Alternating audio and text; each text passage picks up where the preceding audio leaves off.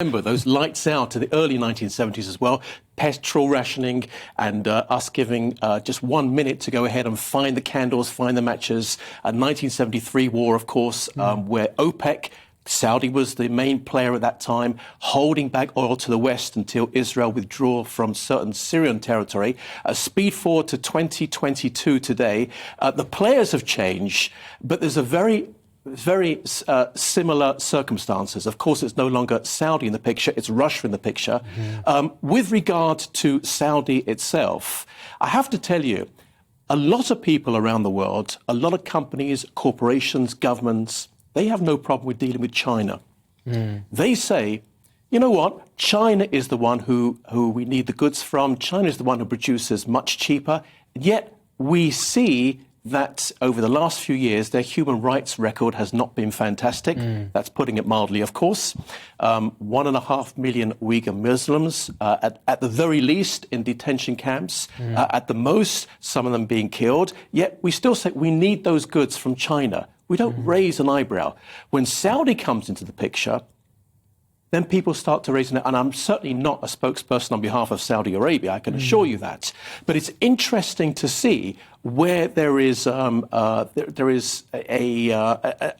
it's the same players are involved. China is a human rights abuser, and yet we're talking about, well, we mustn't take oil from Saudi. I wonder, though, in the context of where we are now, the reason we are experiencing some of this expected inflation in terms of oil and gas price, we're wanting to punish a bad regime. We're wanting Russia to stop behaving in the way it is, in the medieval way, in some ways, that it is, in this sort of spheres of influence policy it's trying to pursue.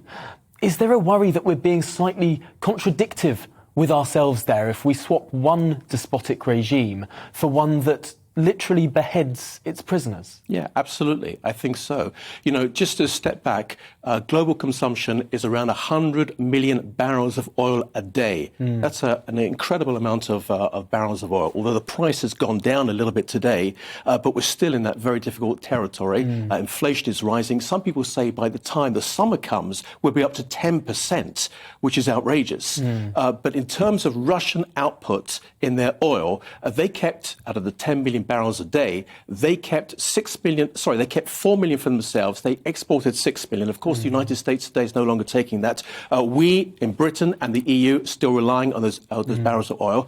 That means those governments have to find another 6 million barrels a day from somewhere else. Venezuela and Iran is where Biden is looking from. And I have to tell you, once again, you're dealing with regimes that have horrendous human rights abuses against their own people. Biden is desperate now for another Iran deal in order to lift those sanctions completely. And I suppose there's a difference there between, at least with Saudi Arabia, formally, the West is allied to it in terms of foreign policy. And that's exactly the point I'm trying to make. Exactly that. And I'd much rather do business with Saudi than Iran, because one of the big problems with Obama did, and I don't want to go off too much on a tangent, but one of the big problems is that this Iran deal, which was supposed to curb their nuclear weapon ambition, in fact, I believe it's actually enhanced its nuclear weapon ambition, because they were still allowed, I'm talking about Iran, they were still allowed to spin the centrifuges. They were still allowed to enrich uranium.